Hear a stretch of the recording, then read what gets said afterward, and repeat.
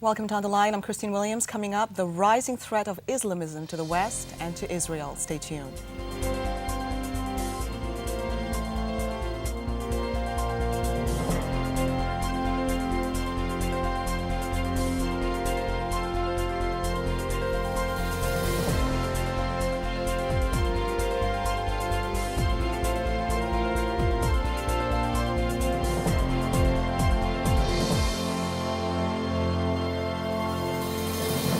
Two threats posed by radical Islam today: infiltration of the West and to Israel's very existence.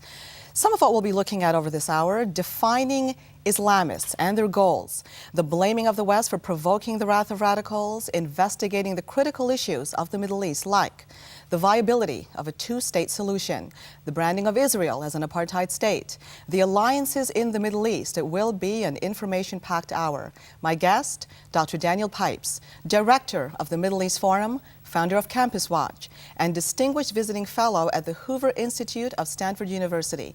Dr. Pipes is also in the list of Harvard's top 100 most influential live graduates. Dr. Pipes, great to have you with us today. Thank you.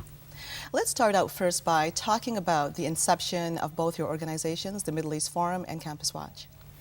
Middle East Forum I started in 1994 because I had a feeling that there was a niche open in U.S. public life, looking at the big picture, the deep picture of the Middle East. Campus Watch is a part of the Middle East Forum and focuses on North American, this time North American, not U.S., specialists on Islam, people with PhDs teaching universities about Islam in the Middle East. 9/11 changed things. Very, very much. I'd been saying and thinking and writing roughly the same things that I have been doing since 9/11, but the audience and the interest grew dramatically in the United States and beyond, thanks to 9/11. Now, before 9/11, you were issuing warnings about the threat of Islamism. It didn't take a genius to see it. I mean, it was advancing all the time. There was violence all the time. It's just these were like pinpricks or mosquito bites. They didn't really capture people's attention. It took the drama of 9/11 to galvanize that attention. Now, most people by now are quite aware of the term Islamism, Islamists. You make quite the distinction here when it comes to those terms compared to the word Islam. Can you explain what an Islamist is? It's a good illustration of what's changed over the past 9 years. The word Islamism was utterly obscure. I couldn't use it. Use words like fundamentalist Islam.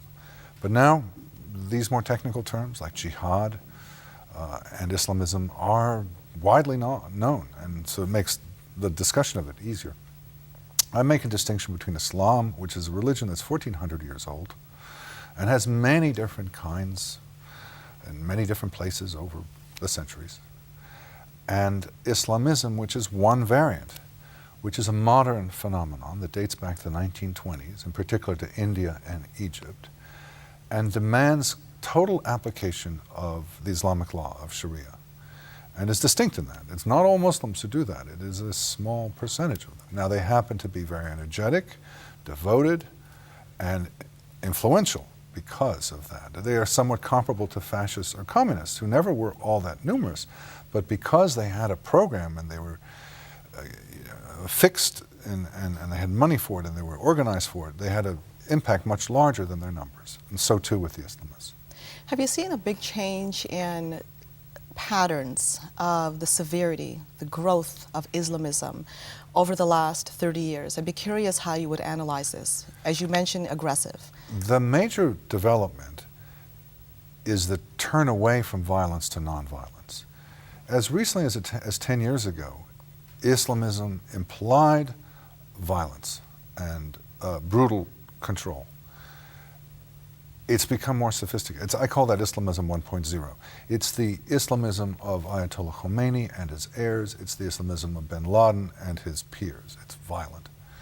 But what one sees developing over the past decade is something more sophisticated, more subtle, and I think in some senses more dangerous. And that would be Islamism 2.0, or what one sees, for example, in Turkey. The Islamists of Turkey reached power through completely legitimate means, through the ballot box, through hard work and organizing and funding and the rest. But they actually had some pretty good government. in the first few years. But their goal, I believe, is the same as that of a Khomeini or bin Laden. They do it somewhat differently, but the goal is the same, complete application of the Islamic law. Now, when it comes to Turkey, many people in the media have only started to really hear about Turkey because of the flotilla incident.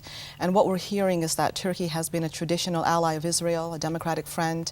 But this issue with what's happening in Turkey, you've been talking about it for a while. That is an issue I want to address later on in the program. But let's look at what's happening now in terms of the threats that we're seeing to the West. I'm going to get to Israel in a while, but to the West. It's rising, obviously, using the internet means, using psychological means, and I'd like to hear your analysis of how the methods used to spread this. Well, Islamism, or radical Islam, or fundamentalist Islam, totalitarian Islam, call it what you will, is the only live radical utopian movement in the world today. Fascism is pretty defunct. Communism is not the threat it once was. Islamism is the threat today. And it is, in the first place, a threat against Muslims. The largest number of victims, whether it be the 100,000+ killed in Algeria or the much larger numbers in Darfur, are Muslims. But the Islamist goals are not limited to majority Muslim countries. They wish to operate everywhere and apply the law everywhere, the Islamic law everywhere, and that's what they're doing, both through external pressure and internal presence. And so one finds in country after country around the world, and particularly in the West, Europe, North America, Australia, New Zealand, one sees a pressure for application of Islamic law that in many ways is driving the legal and political agenda, especially in Europe. You take a country like Britain or the Netherlands or Denmark, and Islam is the topic. It's what's changing. It's what's dynamic. It's what people have to respond to. Let me put it differently. When I began my career some 40+ years ago, the focus in modern times was on how the West had an impact on Muslims. Now what I'm looking at is how Muslims are having an impact on the West. It's a dramatic reversal. In your opinion, do leaders of the West realize what's taking place? By and large, no. It tends to divide along political lines. It's somewhat similar to the Cold War, where the left said, well, yeah, the Soviet Union's not that dangerous, and we can work with it, we can co-opt it. And the right said, yeah, it is that dangerous, and we can't co-opt it, and can't work with it. One has similar breakdown today, where the left says, not so dangerous, the right says, indeed it's dangerous. And the left tends to be more important. It controls the culture, it controls the education, and so the media in general. So in general, the establishment view is this is not really a problem.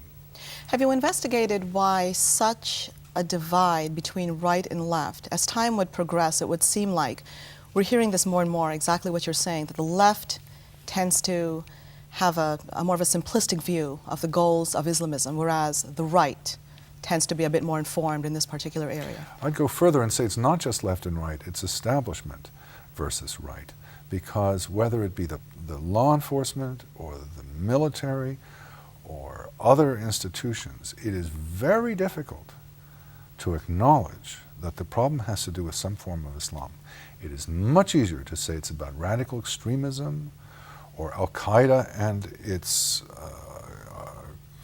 and other extremist groups, or to avoid the problem. Because if you say that it is some form of Islam, then that leads you into all sorts of difficult questions. And so one sees institutions very reluctant to name. And it happens even, say, with terrorist incidents. Time and again, the politicians, law enforcement, and the media almost collude to agree that the incident, the terrorist incident, is not due to Islam, has nothing to do with jihad, because that is an area that's difficult to go into. And so just attribute it to radical extremism or to some kind of psychological problem, some kind of biographical background, and then you're off the hook. But you're also not dealing with the problem.